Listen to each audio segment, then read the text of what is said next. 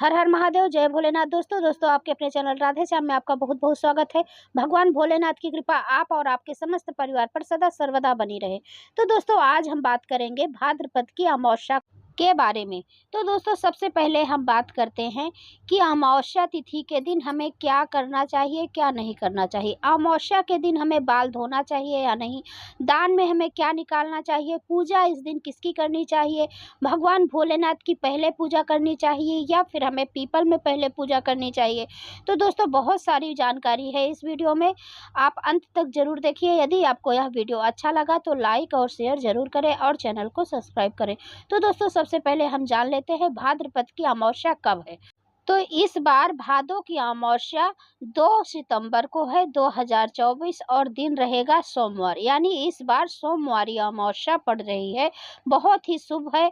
तो इस दिन बहुत से लोग व्रत भी करते हैं और दोस्तों यह अमावस्या कई नामों से जानी जाती है। तो जैसे कि कुशोत्पाटनी अमावस्या और कुशग्रहणी अमावस्या के साथ ही पिथौरा या पिठौरी अमावस्या भी कहते हैं इसे पिथौरा भी कहते हैं, पोला पिठौरा भी कहते हैं। और पिठौरी अमावस्या कहने के पीछे एक कारण है, इस बार यह अमावस्या 2 सितंबर को है।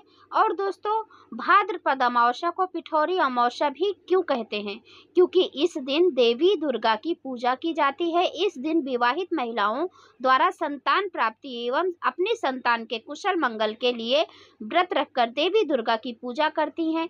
और माता पार्वती ने इंद्राणी को इस व्रत का महत्व बताया था, इसीलिए इस अमावस्या को पिठौरी अमावस्या भी कहते हैं।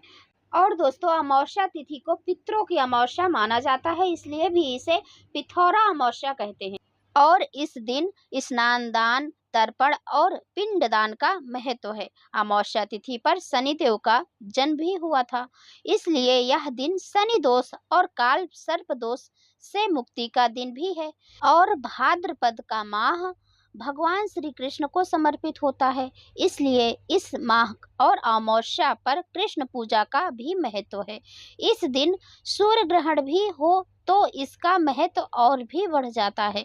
और अमावस्या तिथि खासकर स्नान दान के लिए बहुत ही महत्वपूर्ण है। तो हमें इस दिन नदी सरोवर में स्नान करना चाहिए, जैसे कि गंगा जी, यमुना जी हो गई हैं, या फिर आप किसी भी पवित्र नदी में जाकर स्नान कर सकते हैं। या फिर ये संभव नहीं है, आप वहाँ नहीं जा सकते हैं, तो आप अपने नहाने के पानी में थोड़ा सा गंगा जल मिलाकर भी आप स्नान कर सकते हैं, इससे भी आपको बहुत अधिक लाभ होगा। और दोस्तों फिर इसके बाद हमें पीपल की पूजा करनी होती है, तुलसी माता की पूजा करनी होती है, और भगवान शिव को भी यह सोमवारी अमावस्या समर्पित होती है, तो इसीलिए भगवान शिव की भी पूजा आराधना हमें इस दिन जरूर करनी चाहिए। तो देखिए सबसे पहले आप स्नान करके सूर्य देव को 1 लोटा जल दीजिए, फिर इसके बाद आप जाइए पीपल की पूजा कीजिए। यदि नज़दीक है आपके शिव जी तो पहले आप शिव जी की पूजा कर लीजिए, फिर पीपल देवता की भी पूजा कर लीजिए। इस दिन पीपल में फेरी भी फिरा जाता है, यानी कि आप कोई धान पान से भी फेरी फिरता है, तो कोई सिर्फ सूत का धागा, कच्चा सूत जो होता है वो लेकर 108 फेरी महिलाएं फिरती हैं वहाँ, मतलब फेरा लगाती है 108 के संख्या में। तो आप 108 का संख्या में फेरा भी लगा सकती हैं।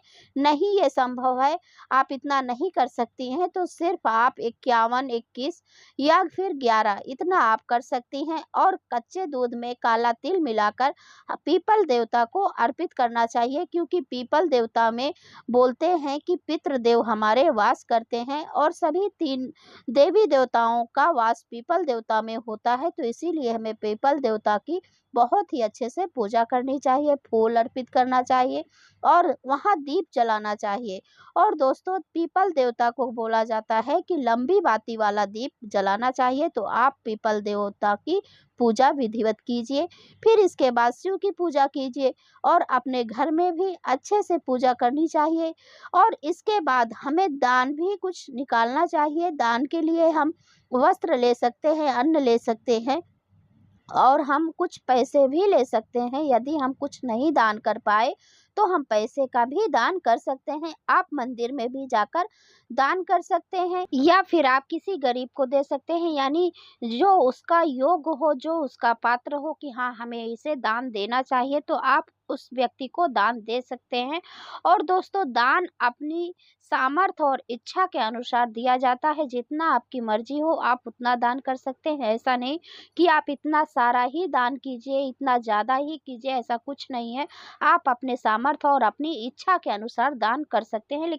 और आपको एक कार्य भूल कर भी नहीं करना चाहिए, जैसे कि आपके दरवाजे पर गौ माता आ गई या फिर कोई भिक्षुक आ गया भिक्षा लेने के लिए, तो आपको कभी भी उसे भगाना नहीं चाहिए। आप कुछ न कुछ दान उन्हें ज़रूर दीजिए। और कहते हैं कि इस दिन बाल धोना चाहिए या नहीं, तो देखिए भूल कर भी बाल नहीं धोना चाहिए। अमावस्या के दिन एकदम महिलाओं को बाल नहीं धोना चाहिए। कुंवारी कन्याएं हैं तो एक बार चलेगा, वो धो सकती हैं, लेकिन सुहागिन महिलाओं को बाल भूलकर भी नहीं धोना चाहिए अमावस्या के दिन। और दूसरी चीज़ क्या है कि लड़कियां पीपल की पूजा कर सकती हैं कि नहीं, तो देखिए बिल्कुल कर सकती हैं पूजा। हाँ, उन्हें सिंदूर अर्पित नहीं करना चाहिए और पूजा कर सकती हैं, और वो भी परिक्रमा कर सकती हैं। तो दोस्तों, ये थी आज की वीडियो। यदि आपको यह वीडियो अच्छा लगा हो तो लाइक और शेयर करें, चैनल को सब्सक्राइब करें। अब मैं मिलती हूँ अगले वीडियो में, तब तक के लिए नमस्कार।